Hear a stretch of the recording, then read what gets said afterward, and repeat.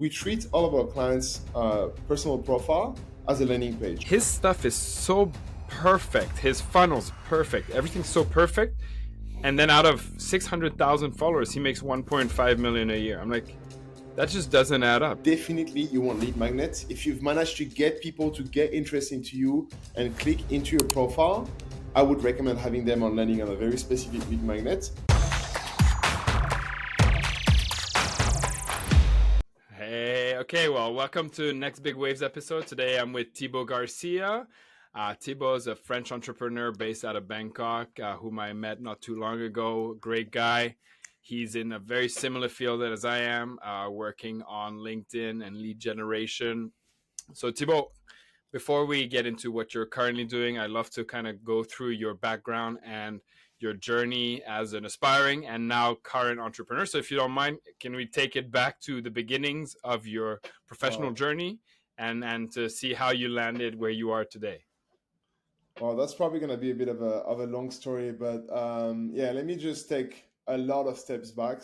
So I would say that my first kind of like job was doing door to door as a salesperson in Provence, selling wine packaging, right? So I was selling cartoon boxes, empty wine bottles, natural cork for the wine, and all that stuff. And I was doing like B2B, I was a B2B salesman doing door to door. So I did that for about 2 years.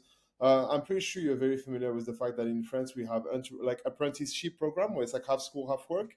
So I was Mm-hmm. doing this for the whole course of my bachelor degree, which was in Okay. international sales and marketing. So that's kind of like how I started my sales career, I would say.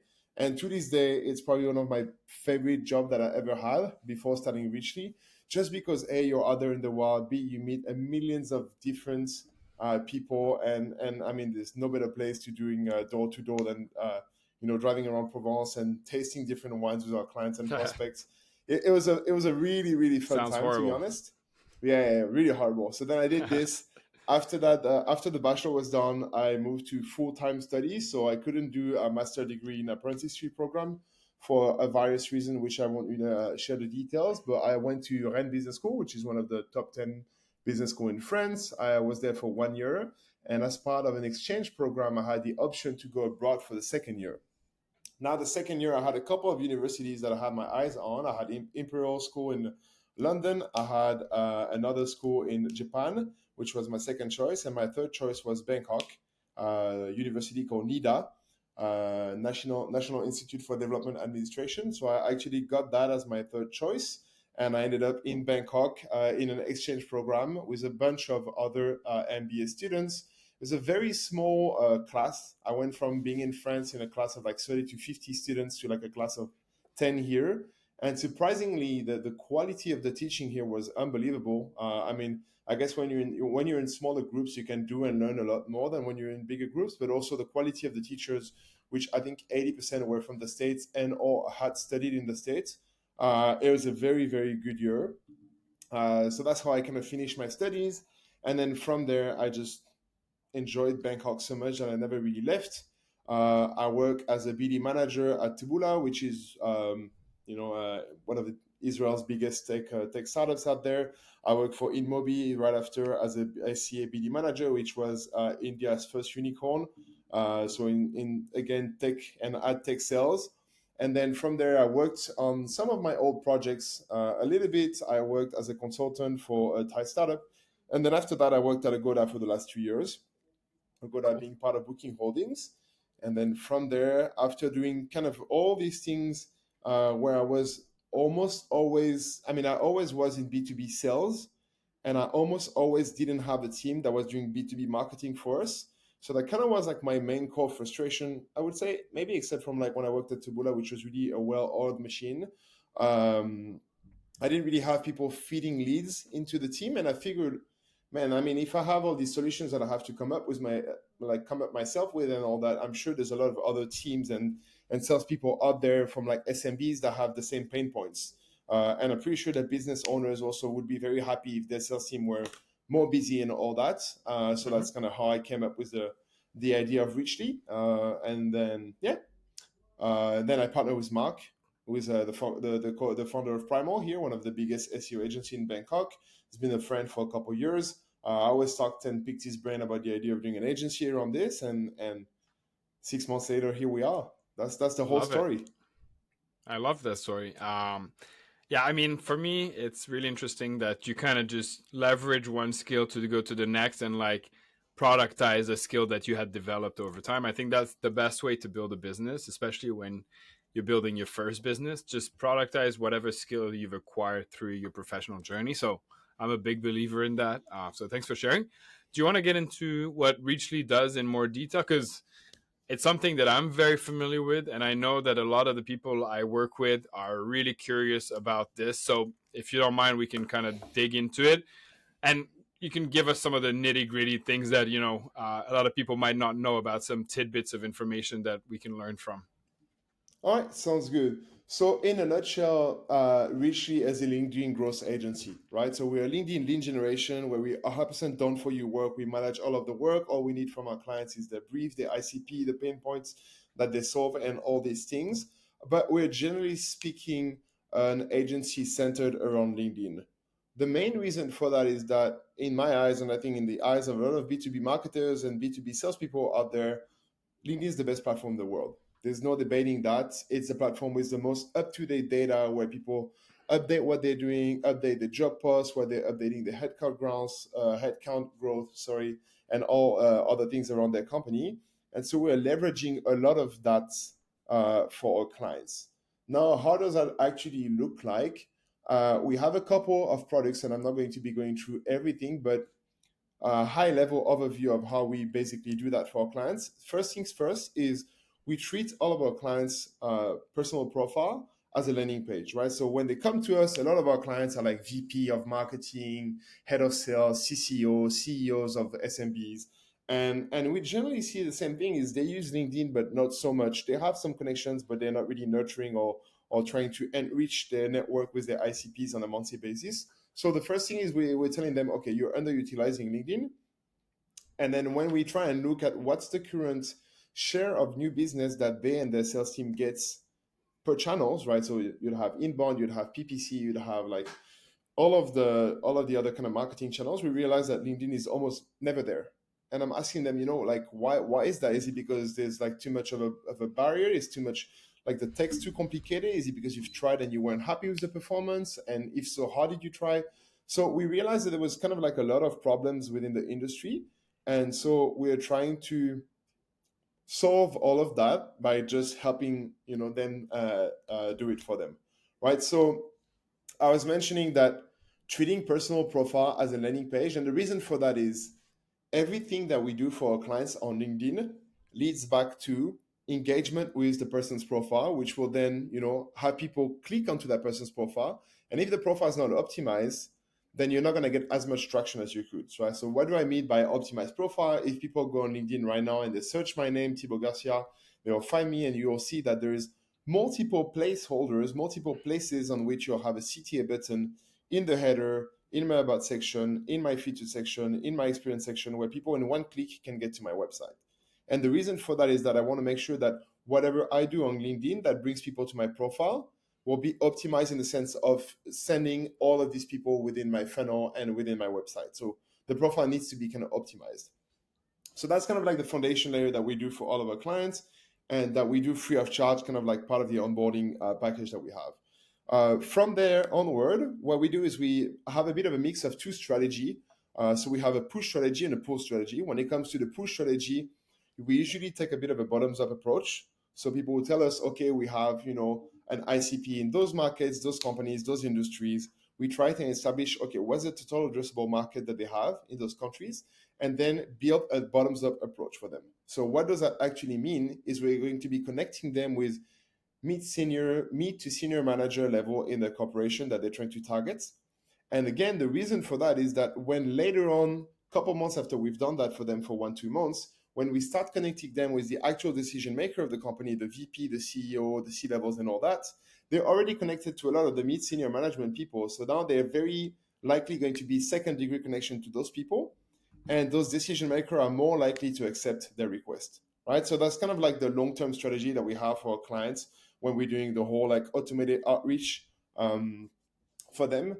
We do two type of outreach. We do evergreen outreach, meaning we're always reaching out and always connecting with people that are the ICP.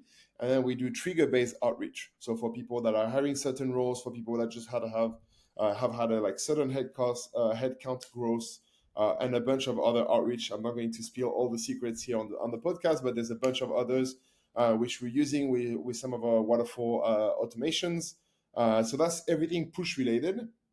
Now, when it comes to pool, and let me explain. Is everything clear so far? A team? Should I? I mean, to me, it's very clear because this is what I do for a living as well. But it's interesting to hear you say it and word it maybe differently than I do. So yeah, totally clear Okay. on my end. Okay. Cool. So when it comes to the pool side of thing, what we do is that, and let me take a step back. But when you connect with people on LinkedIn, and when we have our clients connect with their ICP on LinkedIn, obviously not everyone is in market for their product or their services, right? Mm-hmm. So a lot of the people will either not reply or will say, no, I'm not in market, no, I'm not interested, or please reach out back to me in 7, 8, 9 months, right? So, and the thing is, all of those people, you're still connected with them, and now they have you in their network, right? So in order for us to maximize the usage of those first degree connection which you now have, what we do for our client is we do ghostwriting on their behalf. So now we're going to be doing thought leadership and personal branding and personal stories on the client's behalf to just have their profile stay top of mind awareness of all of the other people which are not in market, but they just connected with, right? So we're doing this through content ghostwriting, which we can post on a daily, bi-weekly, tri-weekly basis, whatever the client cadence prefers and their campaign plan.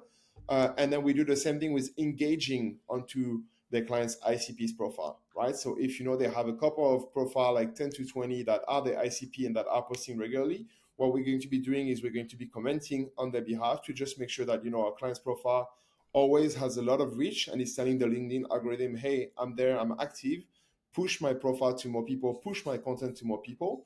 And that's A, positioning our client as thought leader, usually in the industry, and B, that's at least ensuring that they're almost always going to have top of mind awareness from people that they just connected with.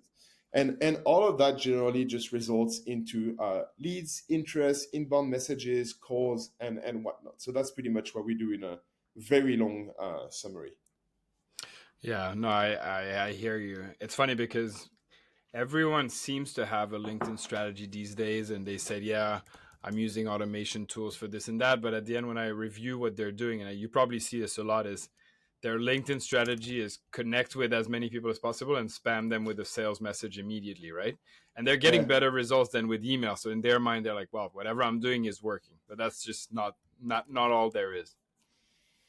no, for And so sure, you for sure. mentioned your ICP is kind of senior leadership at specific corporations, or because I know I work like mostly with founders in Southeast Asia, but I'm curious who else can leverage this type of strategy. Yeah, so we work a lot with integrated marketing companies because integrated marketing companies, they specialize in SEO, they specialize in PPC, they specialize in social media ads and whatnot, but they have almost zero to little knowledge when it comes to growth marketing for their own kind of pipeline, right? So usually, I Mm-hmm. mean, there's a bit of a saying like sell what you preach. I think a lot of these companies, they're getting their leads through their own SEO, their own PPC, their own social media ads, but they're not so active when it comes to, you know, like LinkedIn outreach, LinkedIn automation, LinkedIn webinars, like what we're doing right now, LinkedIn content, and all of that. So we work with a lot of integrated marketing companies, SEO agencies.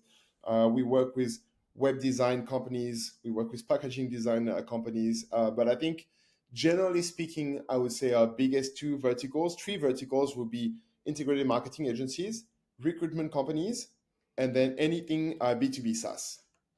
So we work Okay. with a lot of different SaaS companies, whether they're, you know, around HR tech, finance SaaS, whether it's operation efficiency SaaS, like you name it, it's like any type of SaaS that, you know, would be able to find their clients on LinkedIn. Yeah, those main three are the type of industries with whom we work the most. And then we typically, in terms of who within those companies, it would generally speaking be like the head of sales. It's either sales of marketing. So actually there's kind of like two schools there. There's like companies where the head of sales or like the CCO, the CRO also has a marketing budget for a sales team. And then Mhm. there's companies where like the CMOs is or the CEO is in charge of everything marketing wise, and then would dispatch leads to a sales team. So it really depends on how they're kind of structured. But generally speaking, it's either like a sales leader or marketing leader. Gotcha.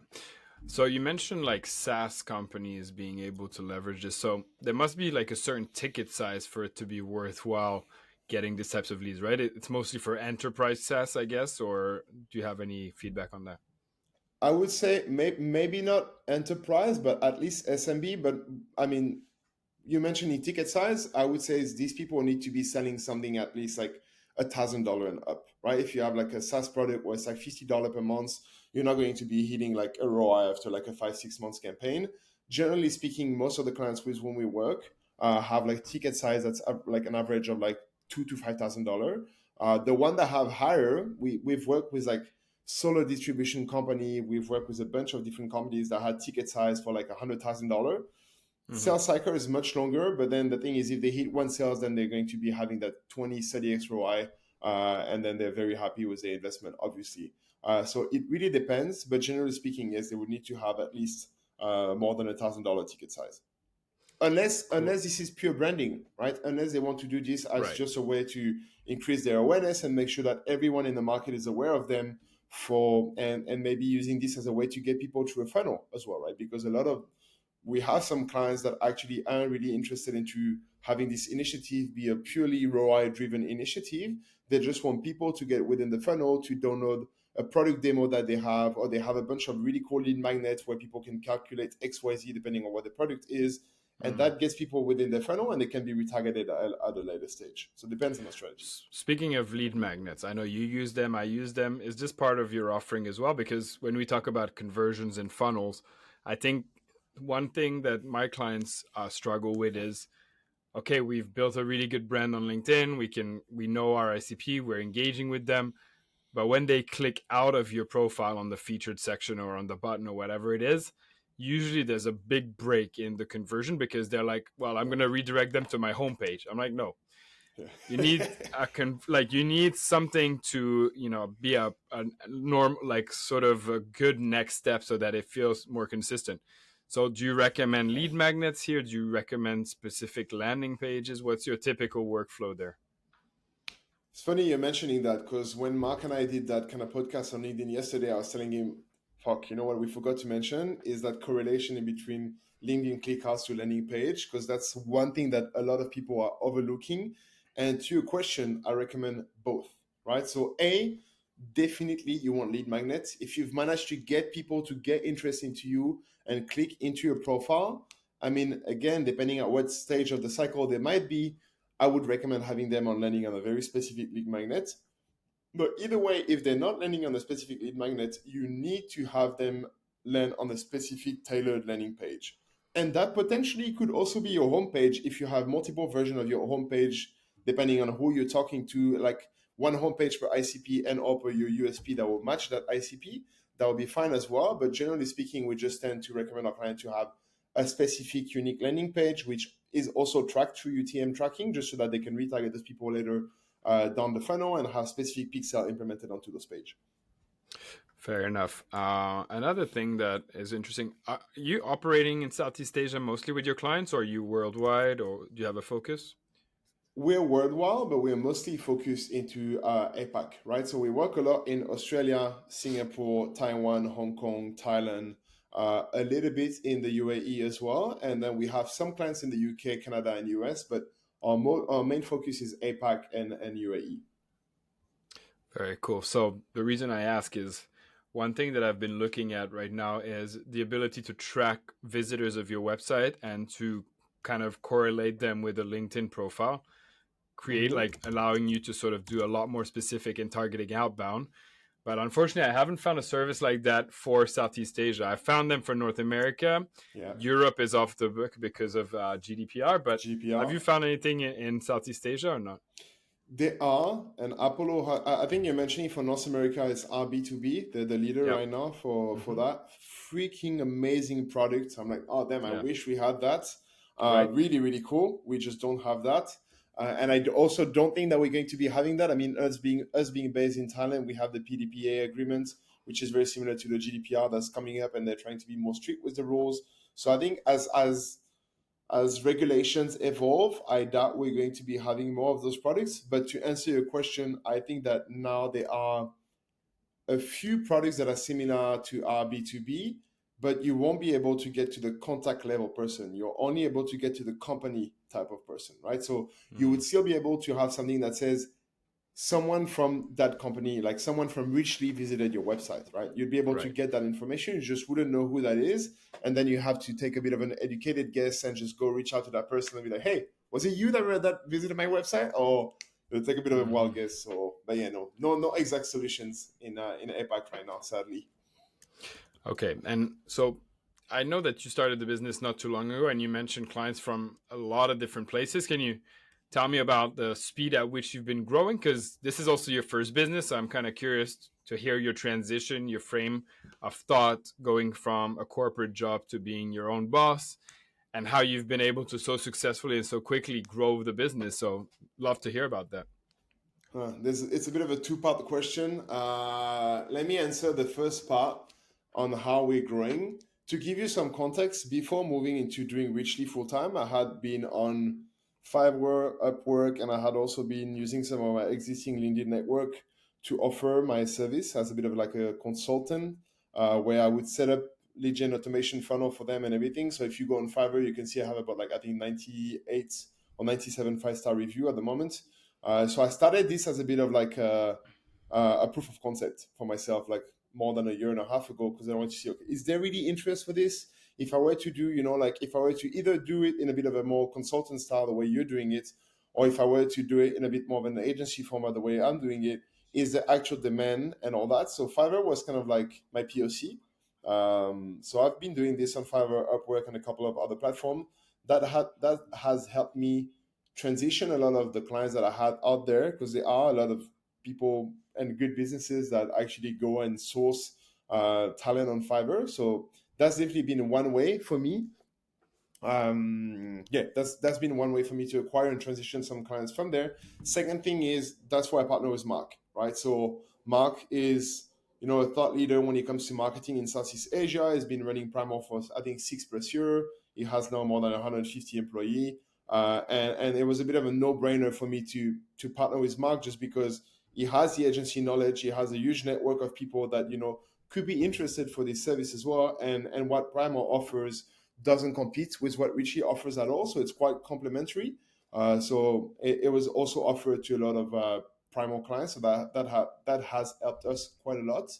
And I think that the last thing would be we sell what we preach, right? Or the other way around. Is it we preach what we sell? Yeah, we We preach what we practice sell. what we preach. Yeah, there you go. We practice what we preach. But yeah, so the thing is, all of the leads that we're getting those leads the same way that we would be giving, like setting up the systems for our clients. And that's a bit of an easy sell, because when people tell you, oh, well, lead generation doesn't work anymore, and I'm always telling them the same thing. How do you think you and I are talking today, right? So it works. It's just a matter of how you do it. And yes, if you do it the way you were doing this 3 years ago, yes, it doesn't work. Like people are going to block you, people are going to report you, LinkedIn is going to shut up on your account and all these things. But if you do it using trigger, using relevancy, using actual like your main message, like much more organic, like I always say, write as you speak. I think that's kind of like my motto. And so if you do all those things, then yes, it does work. But that doesn't change the fact that lead generation is a numbers game, right? So it's for sure, if you reach out to 200 people, you're probably not going to get any traction, because it takes you like thousands and repetition and every week and posting content every week and all that.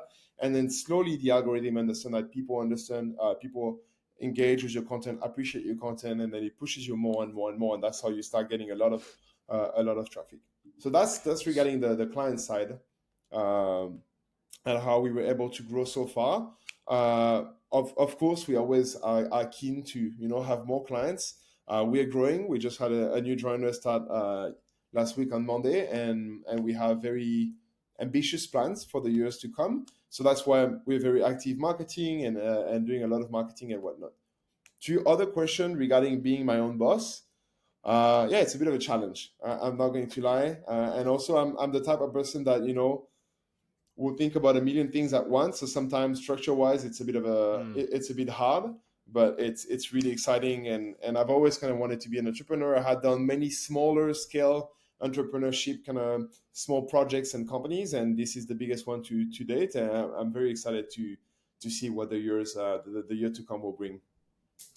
Have you already encountered any horror stories as your own boss? Because like as an entrepreneur, you'll go through a lot, but I'm curious if you've already hit those.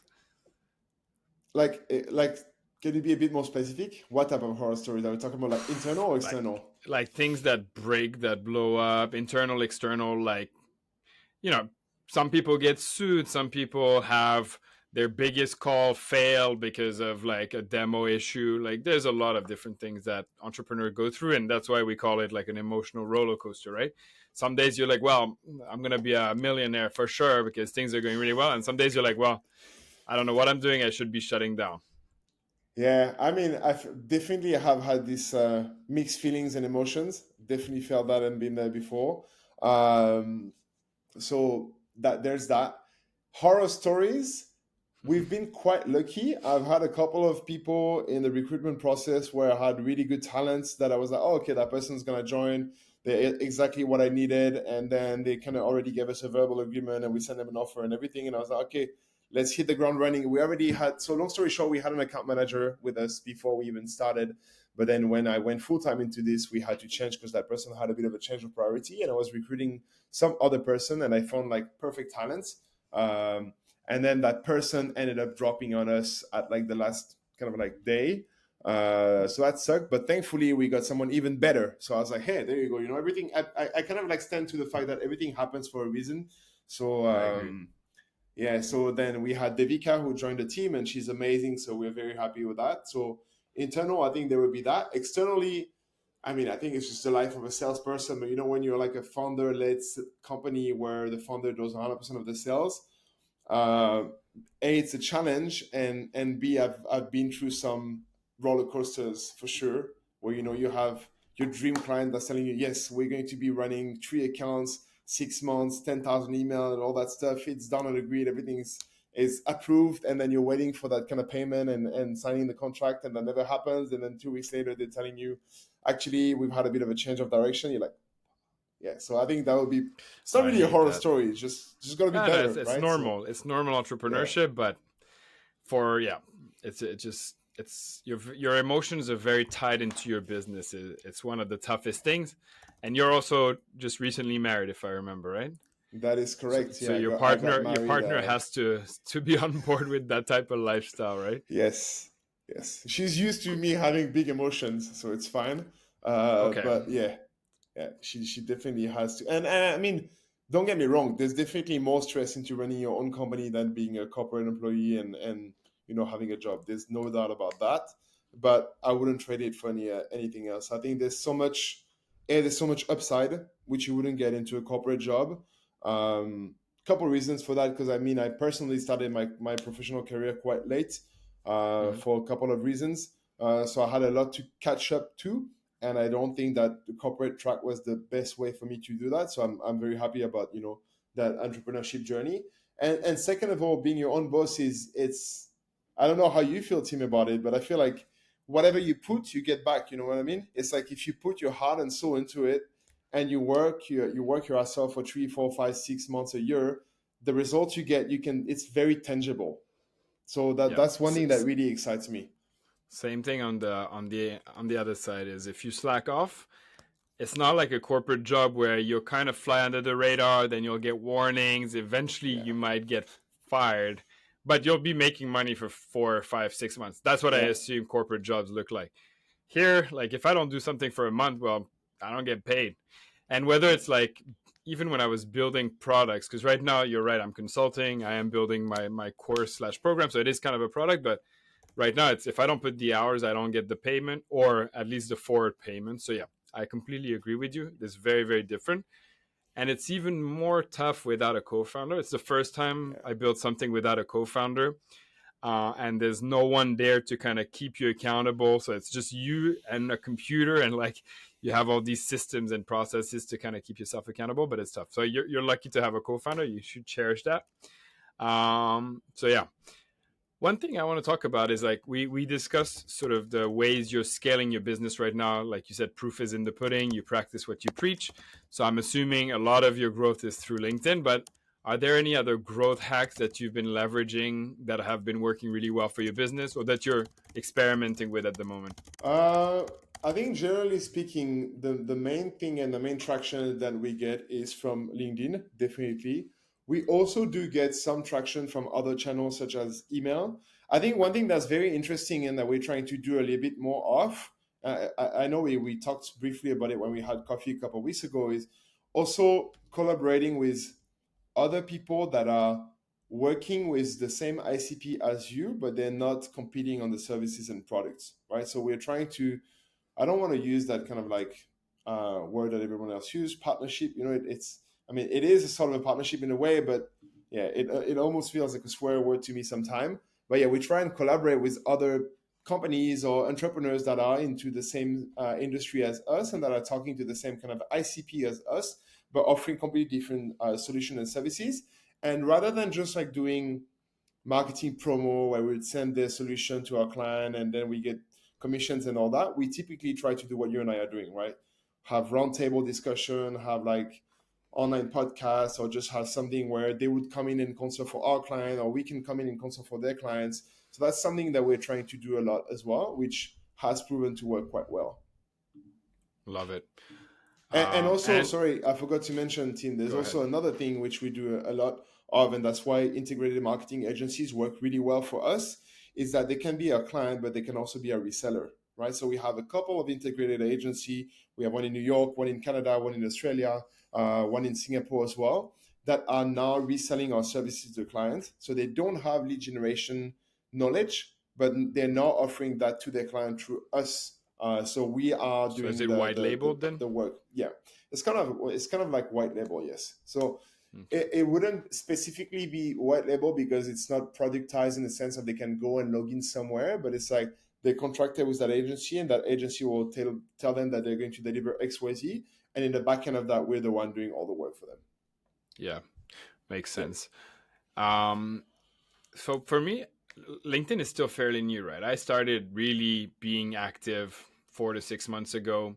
I leveraged it from my previous business a lot and it was working, but that was back in the days where you could do cold outreach on LinkedIn and it would work really, really well. There was like no limits of connections per day and all those crazy things were going. So I would get Mm-hmm. thousands of connections per month. Now, now that I'm focused on the quality value add LinkedIn creation, I find it much slower in the sense that I'm producing a lot of content always. I'm doing all the right things, but Mm-hmm. my growth is a lot slower than I anticipate. So I get a lead flow that is more than I can handle, like 20, 25 meetings per week. But I'm looking at people on LinkedIn that have hundreds of thousands of followers. I'm like, how do you get from where I am to there? Because it seems very, very slow. And if it's linear, it's going to take 10 years to get there, right? So Yeah, yeah. what's a secret that you found for exponential growth on LinkedIn?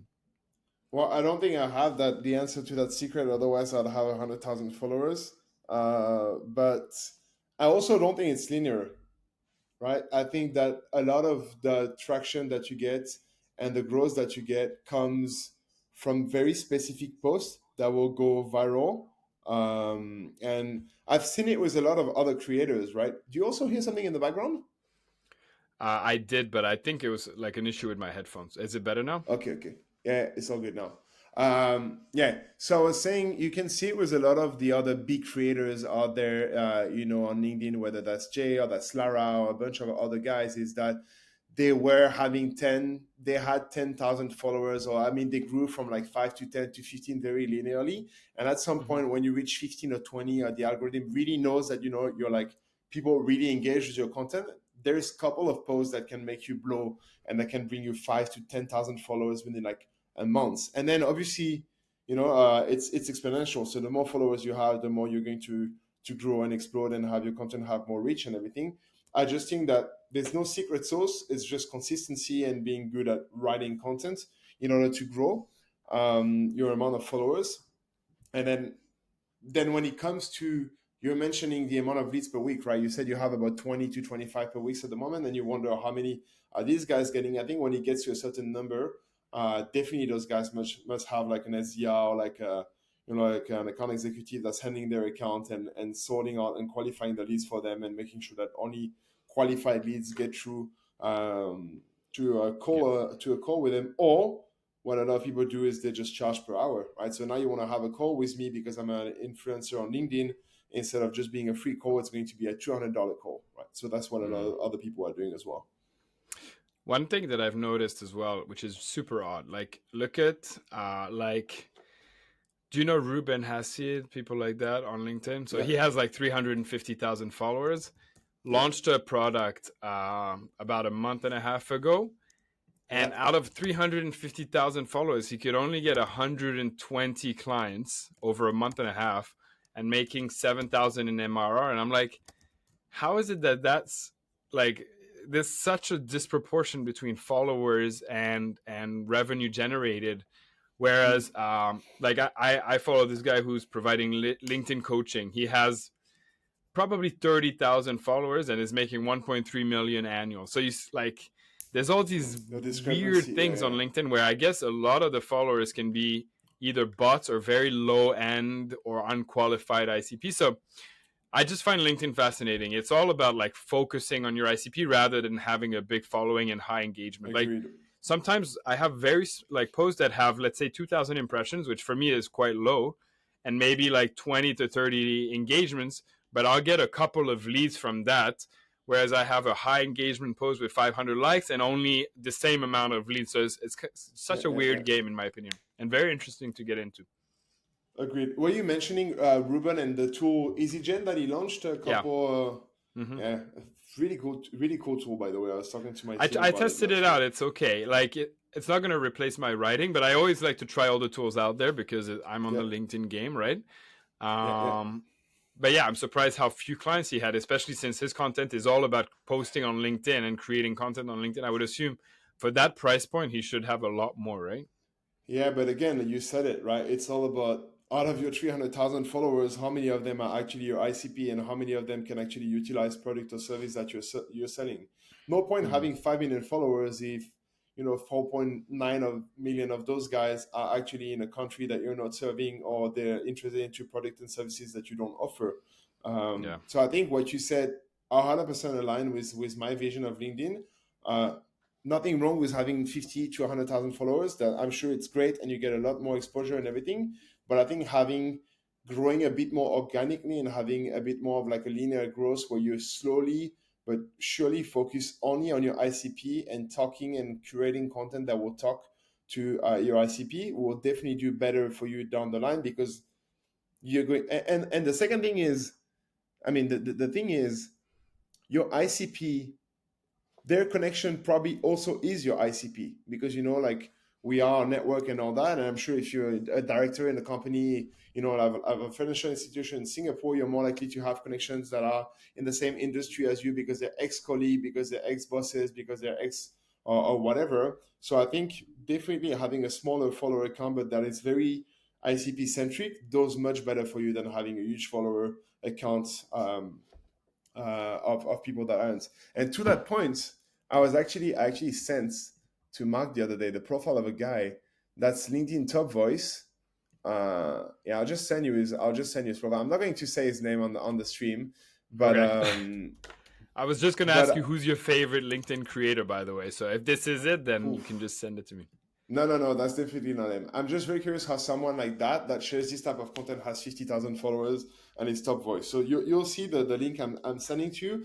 But I'm just for checking the it out. audience listening, it's basically people that are sharing those very AI generated, copy pasted from Pinterest type of like top 10 list of viral stuff or top 20 of this, like very recycled content. But then it's still doing well. That person still gets 5, 6, 700 likes per post. And I'm always like, wow, how is that possible? Um, Mm, to your question, who is my favorite content copywriter on LinkedIn? That's a great question. I think I like content from a bunch of different people. I'm gonna be very cliche here. I think that Lara is probably one of the coolest one because she seems quite personable. Like she mm-hmm. seems very approachable and she's doing things in a very simple way. So I think she has good content. I always enjoy Pierre's content as well, who is also based out of Bangkok. and someone that I know through a couple of mutual friends. So Pierre has really good content on LinkedIn. Mark definitely has great content on LinkedIn, despite not posting enough. Right, Mark, if you're watching, you need to be posting more every day. And yeah, that's pretty much it. Okay, so people like Justin Welsh, kind of like whatever. I wouldn't say whatever, but it's like you're talking about like number one. You know what I mean? Like if it's Yeah, I'm just curious your thoughts, because to me there's a very similarly to what we discussed earlier. There's a big problem when I look at Justin Welch. His stuff is so perfect. His funnel's perfect. Everything's so perfect. And then out of 600,000 followers, he makes 1.5 million a year. I'm like, that just doesn't add up. It's so mm, small money compared to your audience and the quality of the content you put out and the consistency and everything. mm, mm, There's like there's a problem in terms of optimization there somewhere. Unless he's under declaring, I'm not sure. mm. Yeah, that's also an option, He's but got a bunch of maybe IRS following him, and he's like, yeah, I make 1.5 million. IRS, if you're watching this live, you know where to go. No, Yeah, I think it might also be just his ticket size, right? Maybe he has a product that like just by having a product that's I actually have no idea of his price point or his price tag on his product, $99 but right I'm now, just always discounted. $900. You said? $99 discounted from 200, which is a Yeah, forever discount. yeah. Okay, yeah. I guess maybe so. That's not the problem. I mean, I guess what you mentioned earlier is that probably a lot of the followers that he has could be bots or low Just here quality for the followers or freebies, huh? people that Yeah. here for the freebies and don't have the value. The other thing as well, I think, is there's one concept that I've always kind of, I'm not gonna say fascinated, but I was always very interested about is what I call ad fatigue. And Mm. like I come from the ad sales industry, and I've worked into native ad platforms such as like InMobi and Taboola. I've worked in a go that we're doing media banners and all that, and it's an industry that's really old. It's like 30, 35 years old. And you just realize that people over the years kind of build this resilience to ads. And they're used to seeing ads at the bottom of article. They're used to seeing ads on the right hand side of the website. And then people don't really click these ads anymore. So I think Mm. at some point maybe there's diminishing returns with LinkedIn as well. And like you mentioned, when you get to a point where you have 100,000, 200,000 followers, but these people have seen your content for 1, 2, 3, 4 years. If they haven't bought 1, 2, 3 years ago, maybe they're never going to buy, right? So yes, your follower counts increase, but that doesn't specifically mean that there's to be a That's a correlation in between the really good point. Mm. yeah, that just came up, Yeah, but could yeah, be I it. love it. And actually, following up on that, there's one thing that I'm trying to explore and try to exploit is the fact that we focus a lot of our efforts on the LinkedIn growth, where new connections will be nurtured and trying to turn into leads, right? But Yeah, we have a ton of ICP that we've connected with over the years, and very seldom do I see anyone engaging with them with campaigns, whether it's using LinkedIn automation tools or whatever. But you kind of let them be, and whether they've replied to you before or haven't, they kind of go on the wayside. Do you do anything with old connections? Is that part of your strategy? it's so funny you're mentioning because literally I could share my screen right now and open up my Sales Navigator page, which says a bunch of things and then only looking at first degree connection. And so I have someone in my team that's an SDR that's handling that as well for us manually at the moment. We're probably going to be automating some of that. But yeah, and we do re-engage with people that are ICP and that I have been connected with throughout the year because people change roles, people change companies, people start their own business, people weren't in market are now in market. It's definitely good to re-engage with people on like a bi-yearly or yearly basis. So definitely we're doing something there because especially for people like you and I that have, I would say, a decent amount of followers, then there's definitely out of those, you have 12, I have about 12.5 or 13. There's definitely going to be a couple of people in there that might be in market for your service. And if they're not, they might at least be interested in what you have to offer at that given time. So we are actively re-engaging with a lot of existing connections. Yeah, and do you have a like? I try to have a very short message when I connect with people, something catchy. For the people you've already been connected with, do you go with like a not other like a short icebreaker again, or do you go with a bit more long form? What's your strategy so far? No, everything is short form. I do everything short form because similarly to my concept about, it's not really a concept, but what I mentioned about ad fatigue earlier, I think that still applies, right? I think when people read and see long messages, there's a bit of friction, right? People are like, do I really Of want to course. spend the next one Why minute would you doing give them the this, time of day, right? right? So I try to keep it really short and engaging. And again, these people are connected to me anyway. So if they're somewhat intrigued, they're at least going to click on my profile and go see. And then to me, that'll be enough. Yeah, and I'm probably gonna have like a 2 to 3 touch points message sequence where it's going to be a question and then trying to agitate kind of like that problem that we might be solving for them, and then maybe not even 3 messages, just 2 message, and if they don't get back to me, it's fine. In the end, again, it's a volumes game, right? So I don't want people to remove me from the connection. I don't want to annoy them. I don't want to spam them. I just want to see if now is a good time potentially for them to explore lead generation solution. And in my opinion, short form does better than long form. Love it. All right. So I think that's all the time we have for today, but I love the value you've brought. I really enjoyed our conversation. One thing I want you to do before we leave is maybe do a shout out, either personal or business. So if you have something, go for it. Wow, shout out. That's you're putting me on the spot right here. I mean, definitely shout out to Mark for being the awesome co-founder he is. So that's great, and shout out to the rest of the team at Rishi. You guys know who you are. You're doing an amazing job, and I'm really excited to keep on growing this year with you guys. So that'll be my shout out. And I can't really name a lot of our clients despite the logos that we have on our website, but thank you for trusting us, and we are excited with a lot of new systems and solutions which we're going to be bringing and developing this year as well for you guys. Love it. And I think we'll be talking a lot more, you and I, given our mutual sort of work. So, Thibaut, thank you so much for being on the episode. It was a pleasure. And that's the pod. Thanks a lot. Thank you, team. It was a pleasure to be here.